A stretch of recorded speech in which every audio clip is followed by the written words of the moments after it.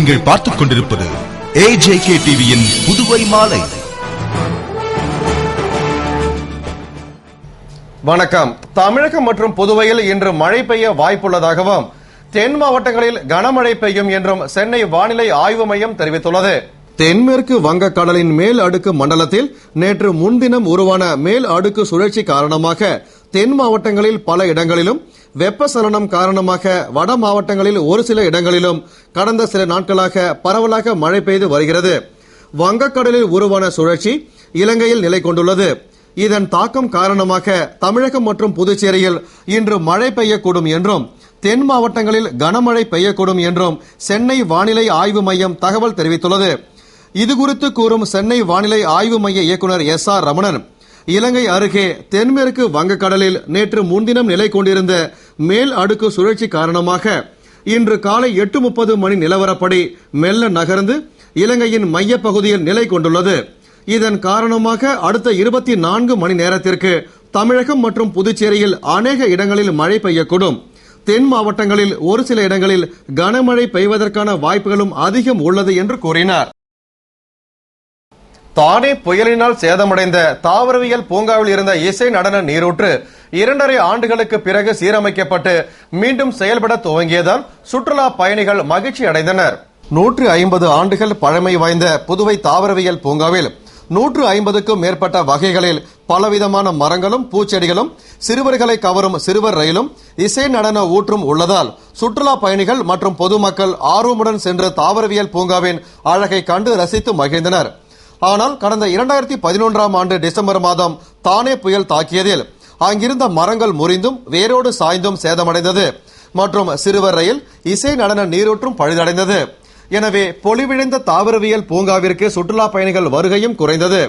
இந்நிலையில் 2,88,000 ரூபாய் மதிப்பீட்டில் பெங்களூரிலிருந்து தொழில்நுட்ப வல்லுநர்கள் வரவழைக்கப்பட்டு இசை நடன நீரூற்று சீரமைக்கப்பட்டது மற்றும் தாவரவியல் பூங்காக்களில் விழுந்த மரங்கள் அனைத்தும் அகற்றப்பட்டு மரக்கன்றுகள் நடப்பட்டு பூங்கா புது பொலிவு பெற்றது மற்றும் சீரமைக்கப்பட்ட இசை நடன நீரூற்று 2.5 ஆண்டுகளுக்கு பிறகு நேற்று 19ஆம் தேதி முதல் செயல்பட துவங்கியுள்ளது. 1 மணி நேரத்திற்கு மேலாக இசைக்கு ஏற்ப நடனமாடிய இந்த நீரூற்றினை ஏராளமான பொதுமக்களும் சுற்றுலா பயணிகளும் கண்டு ரசித்து மகிழ்ச்சி அடைந்தனர்.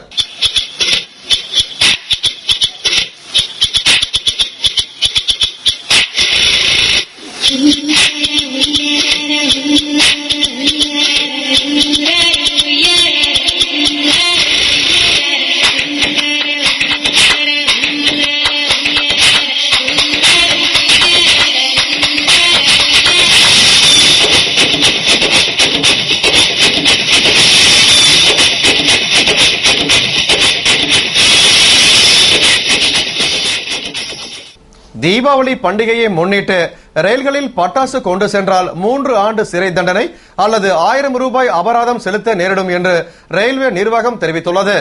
தீபாவளி பண்டிகை வருகிற நவம்பர் 2ஆம் தேதி கொண்டாடப்பட உள்ளது. தீபாவளி என்றதும் அனைவருக்கும் நினைவுக்கு வருவதும் இனிப்பு மற்றும் பட்டாசுகள் தான். தீபாவளி அன்று பட்டாசுகளை குழந்தைகள் மற்றும் நண்பர்களுக்கு வழங்குவதற்காக ரயில்களில் எடுத்துச் செல்வார்கள். இப்படி ரயில்களில் பட்டாசுகளை கொண்டு செல்வதால் ஏற்படும் பிரச்சனைகளை அவர்களுக்கு தெரிவதில்லை. எனவே இதுகுறித்து ரயில்வே போலீசார் மற்றும் ரயில்வே பாதுகாப்பு படையினர் பொதுமக்களிடம் துண்டு பிரச்சுரங்கள் வழங்கியும் ஒலிபெருக்கி மூலமும் விழிப்புணர்வு பிரச்சாரங்கள் செய்கிறார்கள். மேலும் பயணிகளின் உடைமைகளை ஸ்கேனர் கருவிகள் மூலம் சோதனை செய்து பட்டாசுகள் இருந்தால் அவற்றை கொண்டு செல்வதற்கு அனுமதி மறுக்கப்படுகிறது. இதேபோன்று பார்சல் பிரிவிலும் சந்தேகத்திற்கு இடமான பார்சல்களை போலீசார் சோதனை செய்து பட்டாசுகள் இருந்தால் அவற்றை அனுமதிப்பதில்லை. இந்த பட்டாசு சோதனைகளில் போலீஸ் மோப்ப நாய்களும் பயன்படுத்தப்படுகின்றன. இவற்றை மீறி ரயில்களில் பயணம் செய்யும் பயணிகள் பட்டாசுகளை கொண்டு செல்லும் போது அதனை போலீசார் கண்டுபிடித்து விட்டால் இந்திய ரயில்வே சட்டத்தின்படி 2 ஆண்டுகள் சிறை தண்டனையோ அல்லது 1000 ரூபாய் அபராதம் அல்லது இரண்டும் சேர்த்து தண்டனையாக விதிக்கப்படலாம். எனவே ரயில்களில் பயணம் செய்யும் பயணிகள் பட்டாசுகளை தங்களுடன் எடுத்துச் செல்லாமல் முன்னெச்சரிக்கையாக நடந்து கொள்வது அவர்களுக்கும் நல்லது, ரயிலில் பயணம் செய்யும் ஆயிரக்கணக்கான பயணிகளுக்கும் நல்லது.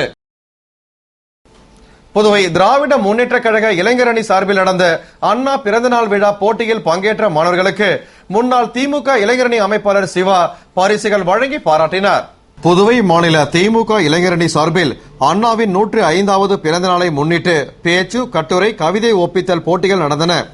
தனியார் மற்றும் அரசு உயர்நிலை மேல்நிலைப் பள்ளி மாணவர்கள் 1500க்கும் மேற்பட்டோர் பங்கேற்ற போட்டிக்கான பரிசளிப்பு விழா முன்னாள் இளைஞரணி அமைப்பாளர் சிவா தலைமையில் இளைஞரணி துணை அமைப்பாளர்கள் திருவண்டால் கோவில் காந்தி, ஐஜி வீரராகு, ஜெயபிரகாஷ், இளம்பரதி, சந்தோஷ்குமார் ஆகியோர் முன்னிலையில் நடைபெற்ற விழாவில் இளைஞரணி அமைப்பாளர் முகமது யூனுஸ் வரவேற்று பேசிட, சிறப்பு விருந்தினராக இளைஞரணி துணை செயலாளர் முகமது ஜின்னா பங்கேற்ற விழாவில் முன்னாள் இளைஞரணி அமைப்பாளர் சிவா மாணவர்களுக்கு பரிசுகள் வழங்கி பாராட்டினார்.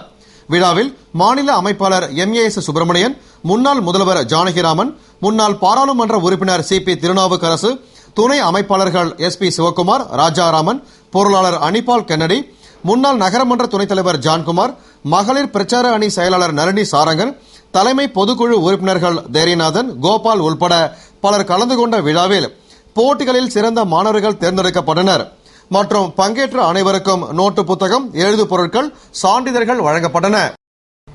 புதுவையில் வழிமாறி வந்து AJK நிறுவனத்தில் தஞ்சமடைந்துள்ள நாயின் உரிமையாளர் அதனை சவரிப்படையாட்சி வீதியில் உள்ள AJK அலுவலகத்தில் வந்து பெற்றுக் கொள்ளுமாறு கேட்டுக் கொள்ளப்படுகிறார்கள். புதுவை நெல்லித்தோப்பு சவரிப்படையாட்சி வீதியில் உள்ள AJK நெட்வொர்க் நிறுவனம் அருகே ஒரு காப்பி வண்ண பெண் நாய் ஒன்று கடந்த சில நாட்களுக்கு முன்பு பாதை மாறி தனது உரிமையாளரை தேடி வந்தது. அந்த நாயினை தற்பொழுது AJK நிறுவனத்தில் ஊழியர்கள் பாதுகாத்து வருகின்றனர். எனவே திரையில் காணும் இந்நாயினை பற்றி தகவல் தெரிந்தவர்களோ அல்லது இதனை காணும் உரிமையாளரோ AJK நிறுவன அலுவலகத்திற்கு வந்து அந்த நாயினை பெற்றுக் கொள்ளும்படி கேட்டுக் கொள்ளப்படுகிறார்கள். கடந்த வாரத்தில் மட்டும் தங்கம் சவரனுக்கு 664 ரூபாய் விலை உயர்ந்துள்ளதால் ஏழை எளிய மக்கள் பாதிப்பு அடைந்துள்ளனர். சர்வதேச அளவில் தங்கத்தின் விலை உயர்ந்ததை அடுத்து கடந்த வாரத்தில் தங்கத்தின் விலை அதிகரித்து காணப்பட்டது. அதன்படி கடந்த வாரத்தில் 664 ரூபாய் வரை உயர்ந்திருந்த தங்கத்தின் விலை நேற்று சவரனுக்கு 72 ரூபாயும் கிராமிற்கு 9 ரூபாயும் குறைந்து விற்பனை செய்யப்பட்டது.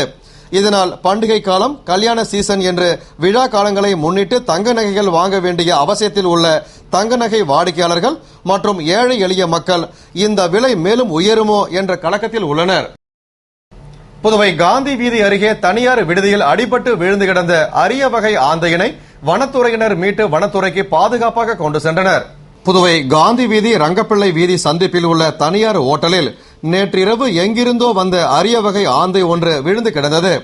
அதனை இன்று காலை கண்ட அந்த விடுதியில் தங்கி இருந்தவர்கள் வனத்துறைக்கு தகவல் தெரிவித்தனர். மேலும் அந்த ஆந்தை அடிபட்டு விழுந்து கிடந்ததால் அதற்கு சிகிச்சை அளித்தனர்.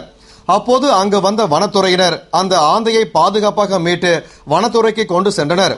மேலும் அந்த ஆந்தை ஆஸ்திரேலியாவை சேர்ந்த அரிய வகை ஆந்தையாக இருக்கலாம் என்று தெரிவித்தனர். தற்பொழுது அந்த ஆந்தை வனத்துறையில் பாதுகாப்பாக பராமரிக்கப்பட்டு வருகிறது.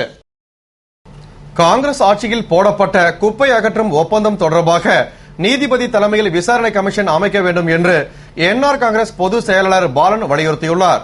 இது தொடர்பாக NR காங்கிரஸ் பொதுச் செயலாளர் பாலன் வெளியிட்டுள்ள அறிக்கையில், புதுவையில் சமீப காலமாக NR காங்கிரஸ் மீது அவதூறு பரப்புவது காங்கிரசுக்கு வாடிக்கையாகிவிட்டது. ஆளுநரிடம் மனு அளிப்பது, ஆர்ப்பாட்டம் செய்வது, சட்டசபைக்குள் உண்ணாவிரதம் இருப்பது என்று அவலத்தின் உச்சத்திற்கு போய்விட்டார்கள். ஆனால் காங்கிரஸ் ஆட்சியில் குப்பை அகற்றும் ஒப்பந்தம் விவகாரம் ஒன்று மட்டும் அவர்கள் ஊழலுக்கு போதும். இந்த ஒப்பந்த விவகாரம் மக்களுக்கு தெரியாமல் மறைத்து வைக்கப்பட்டுள்ளது என்றும் அதன் நகலை சபாநாயகரின் அலுவலகத்தில் பொதுமக்கள் பார்வைக்கும் சட்டமன்ற உறுப்பினர்களின் பார்வைக்கும் வைக்க ஏற்பாடு செய்ய வேண்டும் என்றும், இதன் மீது சென்னை உயர்நீதிமன்ற நீதிபதி தலைமையில் விசாரணை கமிஷன் அமைக்க முதல்வர் உத்தரவிட வேண்டும் என்று கேட்டுக்கொண்டார். மேலும் முன்னாள் முதல்வர் வைத்தியலிங்கம் ஆட்சியில் முதியோர் விதவை உதவித்தொகை வழங்குவதற்காக முறைகேடான வகையில் விண்ணப்பங்கள் தயாரிக்கப்பட்டன. மேலும் சட்டசபையில் உண்ணாவிரதம் இருப்பது தவறான முன்னுதாரணம் என்று முதல்வராகவும் அமைச்சராகவும் எதிர்க்கட்சி தலைவராகவும் இருந்தவருக்கு தெரிந்திருக்க வேண்டும் என்றும், அனுமதி இல்லாமல் அத்துமீறி போராட்டம் நடத்திய அவர்கள் மீது உரிமை குழுவிற்கு புகார் அனுப்ப நடவடிக்கை எடுத்து சட்டமன்ற மரபினை காக்க வேண்டும் என்று கூறப்பட்டுள்ளது. இந்தியாவில் ஒரு வீட்டிற்கு மின் இணைப்பு பெறுவதற்கு 67 நாட்களாகிறது என்று ஆய்வில் தெரிய வந்துள்ளது. இந்தியாவில் ஒரு வீட்டிற்கு மின் இணைப்பு பெறுவதற்கு 67 நாட்களாகிறது என்று உலக வங்கி தங்களுடைய வர்த்தகம் குறித்த 2013ஆம் ஆண்டிற்கான ஆய்வறிக்கையில் வெளியிட்டுள்ளது. உலகின் இரண்டாவது மிகப்பெரிய ஜனநாயகம் என்று கருதப்படும் இந்தியா கடந்த 2012ஆம் ஆண்டு எடுக்கப்பட்ட அறிக்கையில் இந்த தரவரிசையில் 99வது இடத்தில் இருந்துள்ளது. தற்பொழுது இந்த ஆண்டுக்கான அறிக்கையின்படி 105வது இடத்தை பெறுகிறது. அமெரிக்காவில் இன்னும் ஒரு நாள் அதிகரிப்பதன் காரணமாக அந்த நாடு 68வது இடத்தை பிரித்துள்ளது. இந்த 67 நாட்களிலும் பரவலாக 7 விதமான விண்ணப்பங்களை மக்கள் நிரப்பித் தர வேண்டியுள்ளது. இந்த நாட்களிலும் மீட்டர் பாதுகாப்பு வைப்பு சமர்ப்பித்தல், வெளிப்புற வயரிங் இணைப்பு போன்றவற்றிற்கு மிக அதிக நாட்கள் ஆவதாக கணக்கிடப்பட்டுள்ளது. இது மட்டுமன்றி இந்தியாவில் ஒரு சராசரி மின் இணைப்பிற்கு ஆகும் செலவு 1,77,000 ஆகும் என்று உலக வங்கி கணக்கீடு தெரிவிக்கின்றது. வீட்டு மின் இணைப்பு கொடுக்கும் வரிசையில் ஐஸ்லாந்து 17 நாட்களில் முதலிடத்தையும் 22 நாட்களில் இணைப்பு கொடுப்பதன் மூலம் ஜெர்மனி 2வது இடத்திலும் உள்ளன. ஆசிய நாடுகளிலும் பாகிஸ்தான், இலங்கை தவிர்த்து மற்ற நாடுகளுடன் இந்தியா பின்தங்கிய நிலையிலேயே உள்ளது. கடந்த 2011ஆம் ஆண்டின் கணக்கெடுப்பின்படி இந்தியாவின் கிராமப்புறங்களில் இன்னமும் 43% மக்கள் வெளிச்சம் பெற மண்ணெண்ணெய் விளக்குகளையே பயன்படுத்துகின்றனர். அதே கணக்கீடானது இந்தியாவில் இன்னமும் மின்சாரம் இணைப்பு பெறாத குடும்பங்கள் 11 லட்சத்திற்கும் மேல் உள்ளதாக தெரிவிக்கின்றது. புதுவை மூத்த குடிமக்கள் நலவாழ்வு சங்கம் சார்பில் நடந்த பஜன் நிகழ்ச்சியில் ஏராளமான மூத்த குடிமக்கள் கலந்து கொண்டனர். புதுவை செயின்ட் தெரேசே வீதி ஸ்ரீ அரங்க ராமானுஜர் கூடத்தில் பாண்டிச்சேரி மூத்த குடிமக்கள் நலவாழ்வு சங்கம் சார்பில் பஜனை நிகழ்ச்சி நடைபெற்றது. மூத்த குடிமக்களுக்காக பல்வேறு நிகழ்ச்சிகளை நடத்தி வரும் நலவாழ்வு சங்கம் சார்பில் நடந்த பஜனை நிகழ்ச்சியில் ஸ்ரீ பாண்டுரங்க பஜன் சமாஜின் தஞ்சை தேவநாதன் பாகவதர் குழுவினரின் ராம சங்கீர்த்தனம் நடைபெற்றது. திரளான மூத்த குடிமக்கள் பங்கேற்று பஜனையை கேட்டு மகிழ்ந்தனர். நிறைவில் சங்க செயலாளர் தேவநாதன் நன்றி கூறிய நிகழ்ச்சிக்கான ஏற்பாட்டினை சங்க நிர்வாகிகள் செய்திருந்தனர். தீபாவளி பண்டிகையை முன்னிட்டு அனைத்து ரேஷன் கார்டுகளுக்கும் 2 லிட்டர் மண்ணெண்ணெய் வழங்க வேண்டும் என்று பொதுமக்கள் கோரிக்கை விடுத்துள்ளனர். புதுவையில் தீபாவளி பண்டிகையை முன்னிட்டு சிவப்பு ரேஷன் அட்டைதாரர்களுக்கு இந்த மாதம் கூடுதலாக 2 லிட்டர் மண்ணெண்ணெய் வழங்கப்படும் என்று அரசு அறிவித்துள்ளது. மேலும் புதுவையில் வங்கி கணக்குடன் ஆதார் எண்ணை இணைத்தும் ஆயிரக்கணக்கானோருக்கு சமையல் எரிவாயு மானியம் இதுவரை கிடைக்கவில்லை. இதனால் ஏழை எளிய மக்கள் உள்ளிட்ட அனைத்து தரப்பினரும் 1000 ரூபாய்க்கும் அதிகமாக தந்து சமையல் எரிவாயு சிலிண்டரை வாங்கி பயன்படுத்துகின்றனர். மேலும் வடகிழக்கு பருவமழை விரைவில் துவங்க உள்ள சூழ்நிலையில் மண்ணெண்ணெய் தேவை அதிகரிக்கும்.